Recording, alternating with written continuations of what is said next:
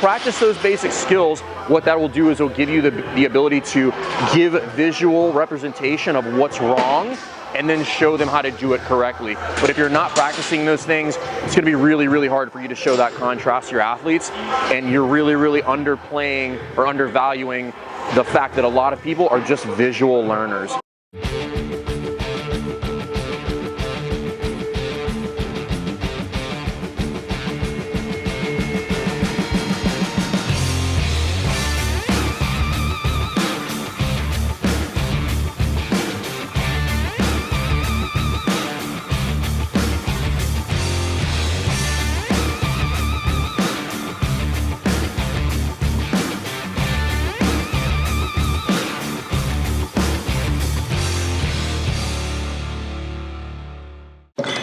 Hi guys, welcome back to Jerk Block Talk. I'm Jason Fernandez and we're here at CrossFit Rife. Today I want to talk a little bit about demoing faults. So we did several different episodes about demoing movement, and then when to demo movement, when to talk, when to demo, making sure that you understand your own movement so that you can call out faults. But there isn't a time and a place for demoing faults, right? And truth be told, full confession, I probably would not be hip to this skill had I not been working on level 1 seminar staff, because we have to demo those movements when we give the movement lectures. Outside of that, I probably would have never practiced demoing movements.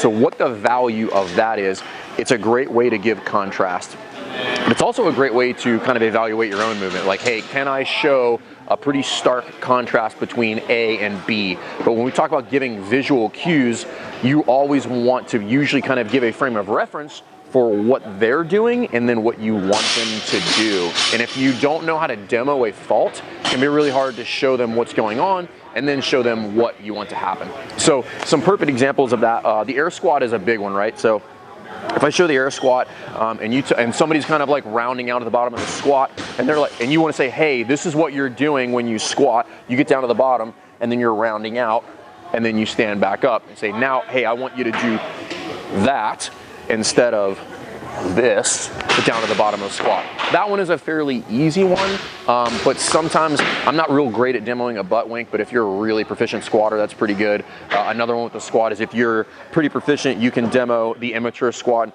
and kind of show that person that the chest is really far forward. For me, that's about as good as I can get. So it's not perfect, but it's just a really good way to kind of give them a frame of reference. Another one that I see a lot is kind of the overhead or shoulder position in the overhead squat. So a lot of people, they get in the overhead squat and they're here. Remember old school when this was the cool way to overhead squat back in the day, with your kind of your shoulders rolled forward, and you can kind of just show somebody, hey, your shoulders are rolled forward here. Where I want you to be is here with armpits forward in this position, not here, okay? So again, there is value in understanding your own movement, but value in being able to demo bad movement as well. It just gives a really, really good frame of reference. If you're gonna demo it though, make sure it's a really pronounced fault, so that it's not kind of like, I don't really know what's going on.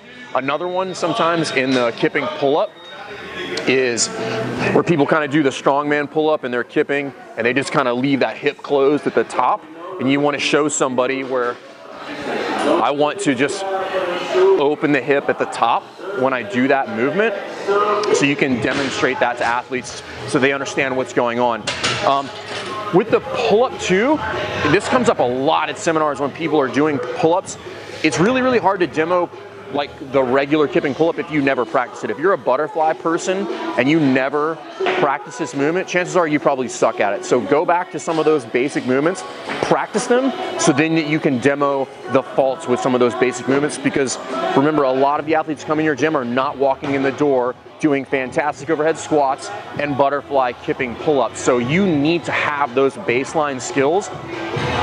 There's a really good video just released about the games that had a bunch of games level athletes practicing single unders, and because they had not done single unders in probably years, they couldn't do them, right? So practice those basic skills. What that will do is it'll give you the ability to give visual representation of what's wrong and then show them how to do it correctly. But if you're not practicing those things, it's gonna be really, really hard for you to show that contrast to your athletes, and you're really, really underplaying or undervaluing the fact that a lot of people are just visual learners instead of you just telling them what to do. So I wanted to bring that up because it's been on my mind a little bit, just kind of talking about demoing faults and being able to do that. It is a skill set that is very, very, very useful. So try to hone that in, practice it a little bit, and use that when you're coaching your athletes.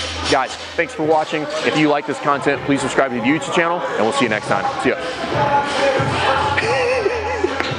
Oh, I thought you were giving it to me because you're so tired.